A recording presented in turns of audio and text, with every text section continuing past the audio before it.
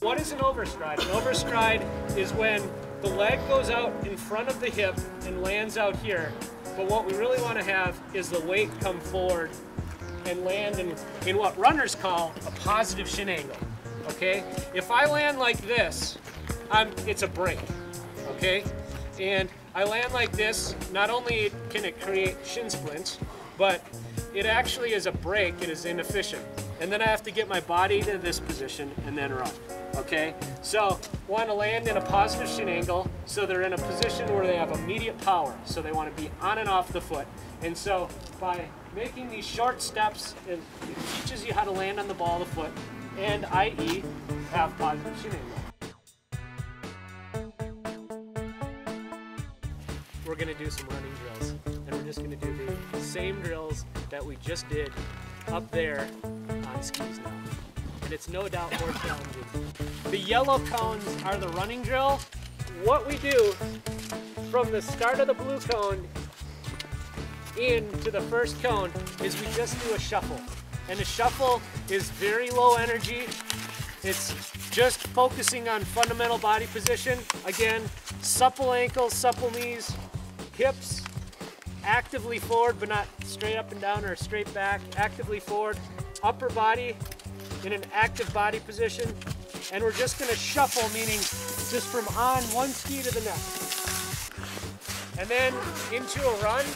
And then as you get to the last cone, to the blue one, bring it into a stride, into a natural stride, okay? Low energy stride, but you want to start from a shuffle to a run to a stride. Now you can do these on roller skis and snow. You can do, they're real adaptable that way. And on roller skis you can use cones or chalk lines. On snow you can use cones or like energy drink. I encourage you to do this back and forth from dry land on snow, because once you get on skis, that added balance of being on one ski at a time often creates a lot of challenges. So if you have athletes that tend to overstride, this is the first and foremost a drill they need to do. So the function of that drill, as we discussed up on dry land, is really to focus on, in skiing, what we call leg kick. Okay?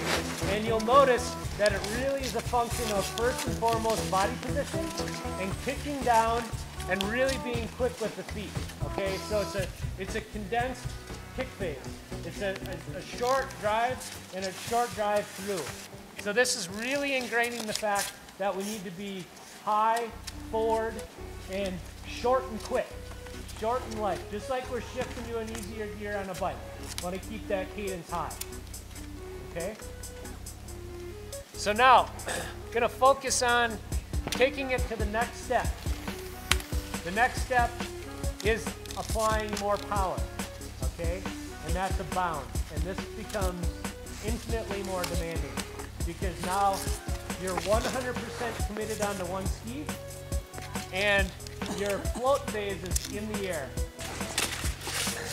So we're going to start with the easy stride.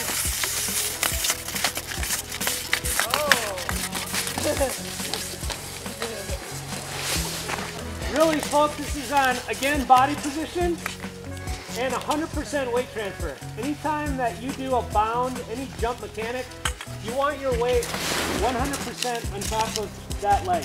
If I'm going to do a bound, I want my hip right over my foot, okay? Okay, because I want to use my whole kinetic change, okay? So, getting the weight right over each foot, and if you're going to do a bound, you're going to be right on top, you're going to jump up and jump down.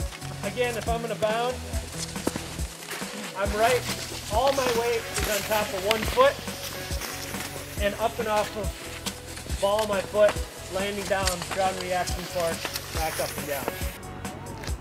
This next one is going to teach us from a run to a bound. Now, what often happens in the bound is we start to reach our foot. We start to try to overstride to gain that. So, what we're going to do next is we're going to do the shuffle, run, and then your natural stride. And then this next one, further apart. So what we're going to do is that creates the bound.